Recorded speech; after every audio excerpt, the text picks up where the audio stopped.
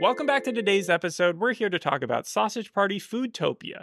I thought a better name for it would have been Meattopia, because every time I see a poster for the thing, it's always just hot dogs. No, right? it's all types of food. I should say, I've never seen the movie. You watched the movie, you watched the TV show. I've seen ads for it. I've heard it's very polarized, and I know that there's just a ton of food sex in it. But in all the things I've ever seen posters and stuff, I've never actually seen any of that. I've never been grossed out by any of the footage. So back when I was a senior in high school, I remember one of my friends had gathered a ton of people to go see this film. And at the last minute, I forgot why, but I wasn't able to see it. So I made the terrible decision to go to my dad, not tell him anything about it. And then we both watched the film. There's not a lot of food sex, but there's like a 5-minute orgy scene that I think is kind of infamous to anyone who has seen the film. Well, it's infamous because at the original writing of it, I think it was supposed to be 8 minutes, but then they told the animators, do as much as you possibly can. They came back with a 12-minute food sex scene, and then they cut it down from there. And I think they kept some of the shots, but most of them were shelved. The food sex scene is like almost tame in comparison to the end of this film. I mean, the ending... The end of this film or TV show? The end of the film, because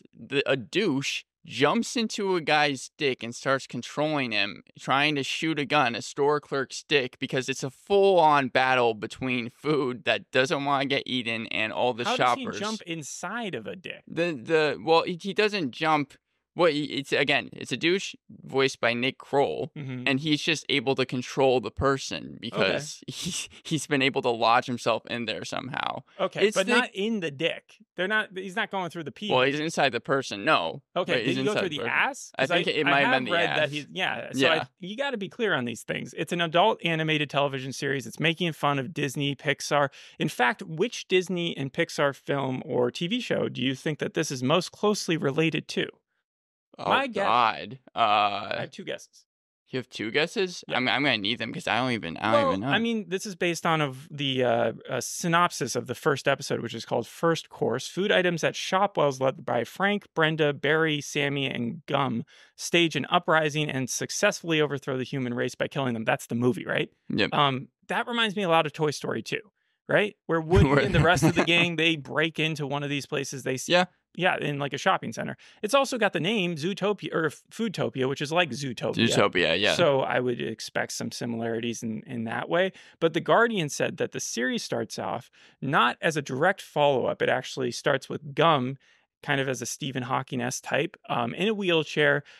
He's a genius, and he just gives a swift recap of everything that went down between the film and till the present. That was one of the first couple questions that I had, because the end of the film, if I remember correctly, it's been about 8 years. I only ever saw it once when I saw it in theaters. But the food, how it ends, is they are about to go into the real world and meet their counterparts. In fact, I think they even did film this scene, but it didn't work for the final film, so they cut it. But they are going through this portal, and they're about to meet actually Edward Norton and Seth Rogen and confront them. However, the TV series starts off with them so just they live in a the world where they're voiced by people who are actual people. They figure out at the end of the film that they are in a cartoon movie. This goes meta. But it goes very meta. But in the TV series, they don't even address that. And I thought maybe we could be seeing like a backflash, because it does start off still with them leaving the store and fighting some humans. But then Lavash, a main character, dies. That was surprising, but he dies. Krumholtz, yeah. And he was one of the people who I thought was going through the portal. So it's almost like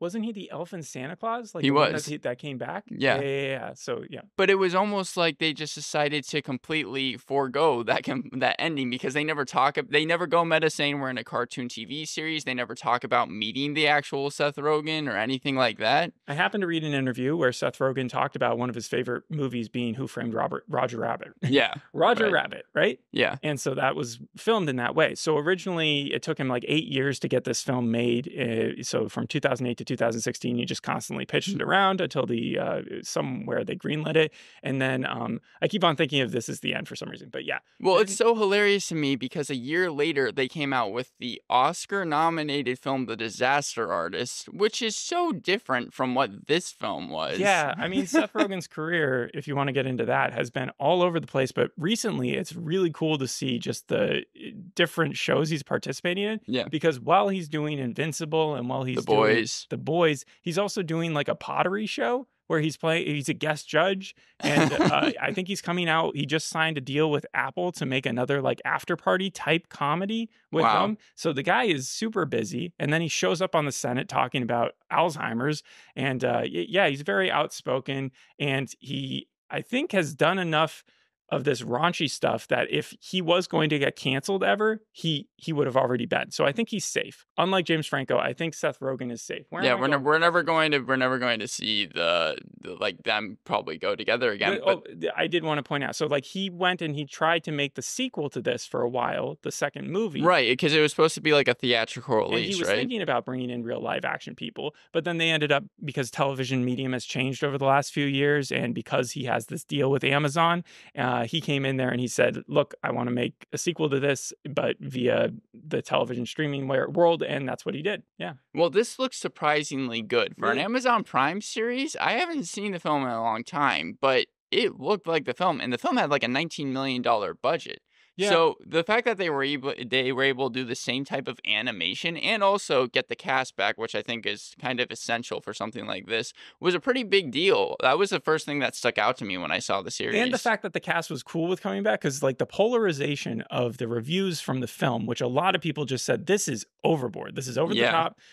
We do not like the amount of, like, even people who like his other stuff, I a think lot it's of them didn't like because this, but it did outdo its projection, and that's why I think it stayed in the realm of like a possibility. the film was filled with social commentary kind of about political and like social And issues. religious stuff. Yeah, well, and that's I think why so many people have a problem with kind of the 5-minute orgy scene. And I think that the show smartly decided to kind of stay away from this. At least in the first episode. This was made purely for people that like the film. If you didn't like the film, you're not going to like it. If you like the film, you're probably going to Why would like they it. do it any other way? I thought that the TV series was okay. You're gonna get a solid laugh every 5 minutes, and it is funny seeing hot dogs and different types of food actually fight humans. I enjoyed the beginning scene because it actually moves the plot along because they leave Shopwells. Do you think there's a story here to be told, or do you think it's just mostly puns?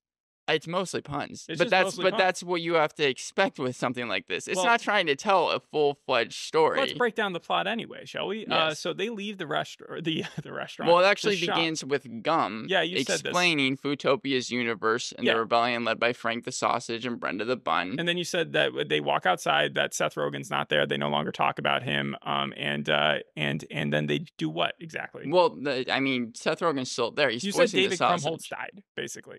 After the food overpowers the humans in Shopwells, yes, Lavash, he ends up dying, and then they end up having sex again. Just everybody? Call back to the film. Yes, everyone starts having sex. All the food does, but then it starts raining, and that's when like the horror part happens. Yeah, water. Satirizing Not be horror. great for food. Well, I mean, a donut gets melted when they're having sex. Everybody starts freaking out. And I actually enjoyed this part because it was somewhat exciting, which is not something that I thought I was going to say about something called Sausage Party, an anime thing. But there's so much rain that's happening, and Frank and Brenda are able to find like a plastic box, and they start like, it starts flooding the streets, and they start riding on top of the waves, and you're seeing all different types of food dying, very It's much crazy like the because climax. a lot of the reviews talked about how the animation style wasn't great. Like I think specifically Pace called it undercooked. The animation? IndieWire said it was crummy animation. I thought that the animation looked fine. Like, I thought that looked good. Well, the part of the reason why the animation is such like a sticky point is because back when the film was made, there was a bunch of animators who came out who got blacklisted because they said that they were forced to work overtime. And then by coming out, they actually like broke one of their NDAs, and so then they like sued, and they ended up getting their money later on. But it was a whole mess, and I don't think that Rogen was ever attached to that or any of the other. So like, this is producers. obviously a different animation team. I would assume so. Yes, I would assume they went with the Amazon people, and it was definitely scaled down to as far as budget's concerned. So I guess that's what a lot of the reviews were talking about. However, there were a good number of positive reviews. If you look at IGN or Collider or even The Guardian gave this thing 4 stars. And it said, for those of us who love this stuff, it's a glorious addition to the genre. It's solidly made, structured with care, talented actors forming an unbroken chain of great performances. And so we've had a couple of shows, most recently Sunny, and then also Wandla, where voice acting has been one of our main like criticisms or highlights. Yeah. Sunny was great, I thought. But what did you think of, like, because they all came from the movies, Like, did they do a good job? Yes, no, and like I said, the one of the highlights is that they were able to get the same team back. However, there was exclusion of some characters. I remember Barry, I think at the very end of the film, found a love interest because he's a deformed Oh, hot dog. It's Michael Cera's character, yeah. and then he found, I think, a deformed bun, but they just weren't in it at all. Even though Lavash is in the episode, he dies, but I don't think we ever hear him speak. So unless Well, he's he credited. okay, so then he probably speaks in later episodes. Flashbacks? Probably, I would assume so. But then also, I didn't like though. I know, I already mentioned this. The retconning, the sex jokes. That was part where like they started having sex again. I was like, we really have to go through this. They just Yeah. and then also just again really dumb humor. I think those are the low points of the series. But one thing I was wondering was the corporations because they have like Perrier bottle having sex. They have A1 sauce. I was wondering if A1 is so old. It's from like the well, 1800s. it actually was kind of a funny joke because an A1 bottle just runs out. I was like, "Where's my steak after the rain?" Well, if it's like at all Mickey Mouse or any of those other ones, it would have well served past its time when it could be used as public domain. But I think that there was a lot of different brands. Perrier also sounds like a very old brand to me. Maybe okay, so maybe it did just time out. I also the end of the episode, most of the food decides to go back into shop walls, which I was not happy about because the whole entire point was that they by left the in the end of first place. the end So of the movie or the first episode? the Sorry, I first missed that. episode. They all go back. Yes, except for Frank and Brenda and Barry because they realize Frank and Brenda don't know what they're talking about because they saw the rain and they saw it kill so many people. So then they decided to all walk back into Shopwells. Mhm. And it was like, again, I know that this is really mostly about the jokes, but it just felt like it was slowing down because now Frank and Brenda, much like in the movie, I feel like are going to have to convince the food that they actually know what they're doing instead of what I think would have been more fun, which is to see the food in the universe. Yeah. Like to Well, see them actually this do gives you things. the opportunity, kind of like Wandla, to introduce you to new adventures and new people. I right? also feel like though Barry's character, Michael Cera's character, is going through the same type of goal that he had in the film, which is that he has to be more courageous. Here, it's like the same thing because he saves some food while everything is going down. I also should mention Gum ends up dying. He sacrifices himself. Gum's dead. Gum dies, yeah, because they're all going down the street. Like, where's What? Pennywise come out of? What is he?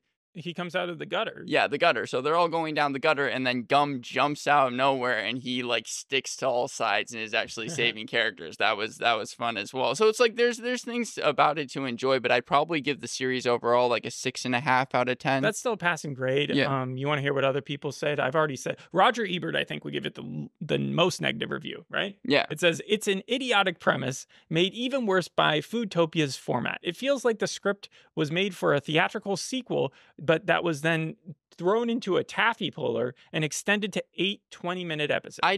When he says that it was supposed to be a theatrical sequel, I was definitely thinking to myself, if this was a movie, the water scene or the massacre scene of all the food probably would have been within the first 10 minutes. So I don't disagree with him. They probably took a lot of ideas for films and just decided to change it into the series. Whether Did it it was have that Invincible moment or the boys moment where it was like, this is actually really good? Like, even though the rest of the episode could be considered boring, like this really sets it in gear. this does not have any dramatic heft behind it. Okay.